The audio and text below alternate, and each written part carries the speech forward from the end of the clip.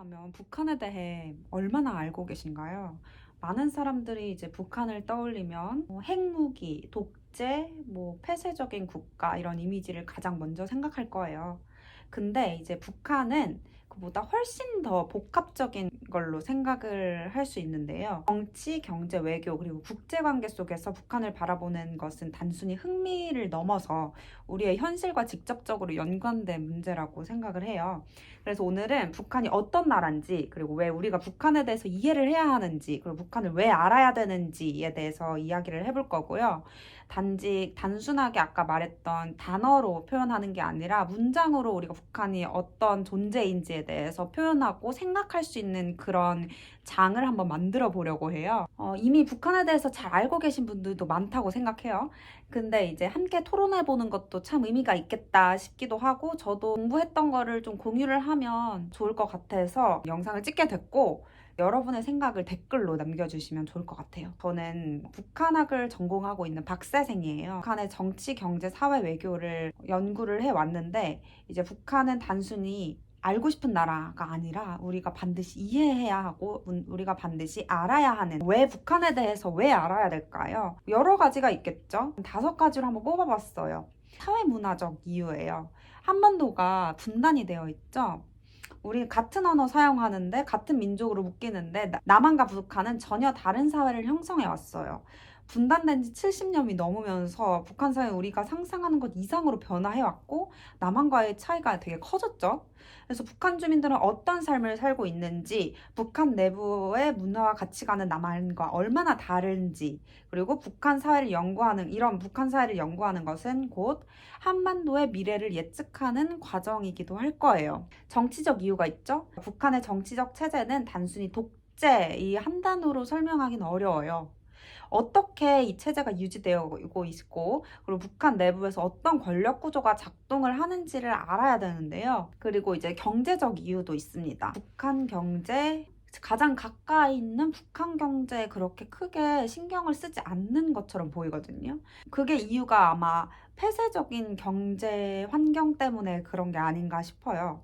그래도 경제는 돌아갑니다. 북한 폐쇄적인데 그냥 경제 국가가 하라는 대로 돌아가는 거 아닌가라고 생각할 수도 있어요. 그런데 조금 더 탈북민 이야기 들어보고 북한에 살고 있는 사람들의 어떤 정보통을 통해서 보면은 실제로 북한의 경제는 시장 경제도 돌아가는 것처럼 보인다라는 말을 대다수 사람들이 합니다. 한번 찾아보세요. 장마당이라고 찾아보시면 거기 장마당이 우리나라로 치면 시장 같은 건데요. 시장에서 이제 사람들이 직접 나와서 물건을 사고 팔고 합니다. 이게 시장이 아니고 뭐겠어요? 시장 경제가 아니고. 어쨌든 경제가 돌아가요. 그리고 중국과의 무역도 하고요, 당연히. 암시장, 그러니까 장마당 경제, 그리고 최근 변화를 고려하면 꽤 다층적인 구조를 가지고 있어요. 경제적인 관점에서 북한을 분석하면 언제가 될진 모르겠지만 향후에 남북 경협이나 통일이 만약에 된다고 하면 통일 이후의 경제 전망까지 연결을 해볼 수 있다는 그런 전망도 있어요. 북한의 경제를 제대로 이해하는 것은 이제 경제뿐만 아니라 단순한 제재와 지원 논리를 넘어서 북한이 어떤 경제적 동기를 가지고 행동하는지에 대해서 예측할 수 있는 요소가 될 수도 있는데요. 이것은 또 정치랑 그리고 외교랑 연결되는 그런 지점이기도 하죠. 그리고 외교 안보적 이유가 있어요. 국제사회에서 북한의 역할이 어떻다고 생각하세요? 북한은 단순히 한국만의 문제는 아니라고 생각해요. 미국, 중국, 러시아 등 강대국들이 북한 문제에 깊이 관여하고 있는데요. 북한의 외교 전략은 한반도뿐만 아니라 동아시아 전체의 안보에도 영향을 미친다고도 합니다. 최근 북한과 러시아의 관계 강화, 그리고 북중 밀착, 미국과의 대립 구도를 보면 북한은 단순한 고립 국가가 아니에요. 이제 외교에서 중요한 플레이어 역할을 한다라고 볼 수 있어요. 그리고 마지막으로 현실주의적 관점에서 북한을 바라봤을 때, 이제 현실주의는 국제 질서가 있잖아요. 국가들을 다 통틀어서 국제 질서라고 하는데, 그 국제 질서에는 경찰이 존재하나요?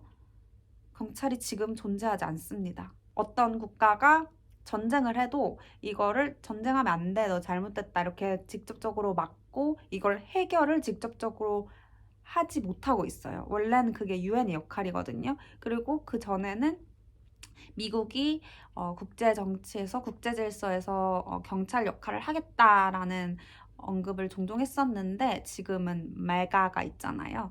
그리고 미국 자국의 이익을 가장 중요하게 생각하는 그런 현실주의적 힘의 논리에 의해서 정치를 하고 있기 때문에 지금 현재로서는 국제 질서에서 경찰은 없고요. 그렇기 때문에 이게 질서가 없는 거예요. 그러니까 혼란이에요. 카오틱해요. 카오스예요. 이 국제질서 무질서라고 표현을 합니다. 현실주의 시점에서 이 국제사회의 국제질서는 힘의 논리에 따라서 작용을 하게 돼요.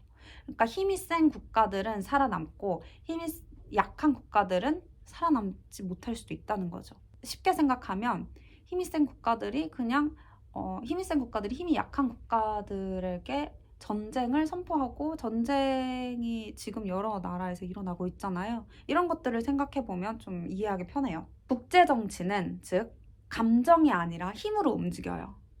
이것이 현실주의적 관점입니다. 북한을 단순히 위험한 국가로 볼 것이 아니에요. 북한이 왜 그렇게 행동했는지 그 전략적 의도를 분석하는 것이 중요해요.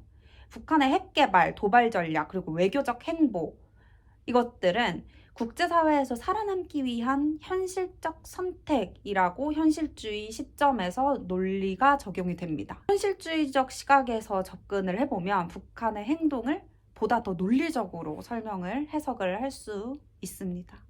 다음에는 현실주의 시각을 조금 더 이야기를 해보고 싶어요. 오늘 북한을 왜 알아야 되는가에 대해서는 이제 이 영상에서 저는 이제 특정한 입장을 강요하는 게 절대 아니고 이야기를 하는 건 아닌데 북한을 이해하려는 항목적 시각을 공유하는 걸로 알아주시면 좋겠어요.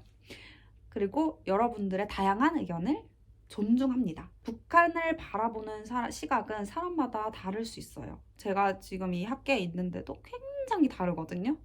현실주의적 이론에서 왜 공부를 해야 되는가를 생각해보면 그걸 이론적으로, 논리적으로 해답이 나온다는 거죠. 감정이 통하지 않아요, 국제 질서에. 특히 지금 시대에는. 감정적으로 볼 게 아니라 논리적으로 분석해야 된다는 점을 저는 강조하고 싶습니다. 또 이에 대한 의견이나 또 다른 이야기를 한번 해보고 싶다. 혹은 궁금한 게 있다. 라고 하면 의견을 댓글로 남겨주시면 제가 다음 영상에 한번 참고해 볼게요. 대한민국의 어떤 발전을 위해서 한번 우리 다 같이 이야기해보면 좋을 것 같아요. 오늘 영상이 흥미로웠다면 좋아요, 구독 부탁드립니다. 앞으로도 국제관계에 대한 시각을 분석하는 콘텐츠를 만들 예정이니까 많은 관심 부탁드려요. 그리고 여러분의 생각을 댓글로 남겨주세요. 북한 문제에 대한 시각을 함께 논의하는 장이 되길 바랍니다.